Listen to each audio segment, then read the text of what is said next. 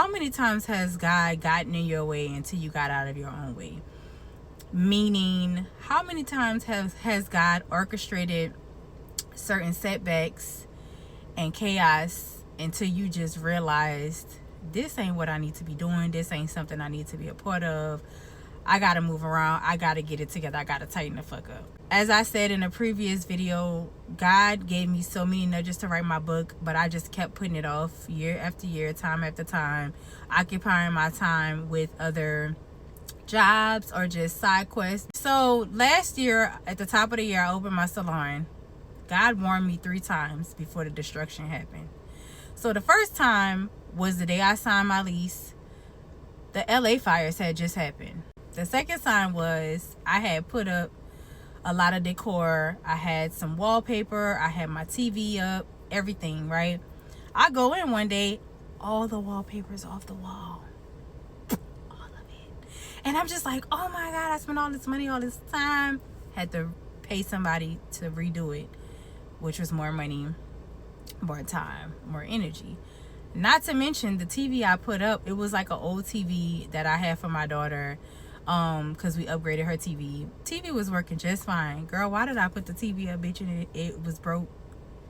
And I'm just like, but you know, trying to be happy-go-lucky, and oh my God, I need to be doing this, and just living in my ego, feeling like I had to prove myself, not only to myself, but to people in the industry and clients and all of the things, because, oh, I just been doing hair for so long, and it's time for me to step it up and be more professional and have my own suite. Girl, fuck them people. Like, they was gonna be all right, you know. But anyway, did that. The third sign, months later, the roof caves in right above my shampoo bowl.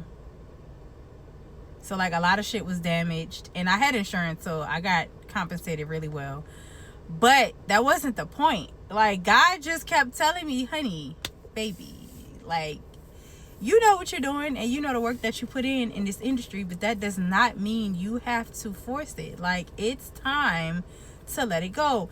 And I made a video about that, I want to say right before that incident happened or shortly after, and so many people on my other page were just like, oh, you should just keep doing it, and you're so good, and don't let the devil discourage you, and blah, blah, blah. And I'm just like, oh, you know, you're right. Like, people pleasing Patricia, bitch, just was trying to keep the dream alive, and God was just like, no. Shortly after that, I had no choice but to close it down. Like, it was draining my pockets, it was not sustaining me for real, so I had to let it go, unfortunately. Throughout this time, I was working security, right? Security was always a fallback gig because it got me through cosmetology school. It always just was something easy to do and, like, you know, decent pay, so I continued on to do it.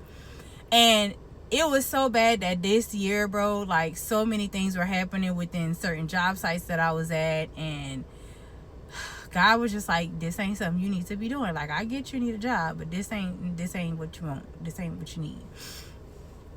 So much so that towards the tail end of the year, I got attacked by a patient, and it's something I can't really speak about right now because there's a lot of legal issues going on, but I got attacked, so much so my dominant hand, which was my bread and butter outside of security, right, doing hair, that's been compromised. In the midst of all that, bitch, I'm losing my apartment, I'm losing everything, almost lost my mind, you hear me? And God just kept showing me, I'm gonna keep orchestrating chaos until you get out of your own way, because I've given you warning after warning, and you just not taking the hint, babe. You gotta, what you gonna do?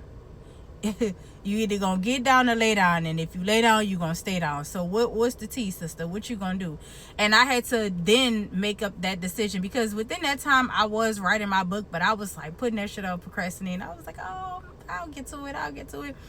And God was just like, no, it's time to kick this up. And what's so fitting is last year was the year 9, which was to close out the cycle that, you know, if you've been putting something off, and it was to renew, bring in the new and everything like that. So it was just time, right? And so I got through all of that, and I finally completed my book. I finally published my book, but God had to orchestrate so much. God had to literally strip me down and sit me down. I said it before, and I'll say it again, honey. When God give you them nudges, follow them the first time.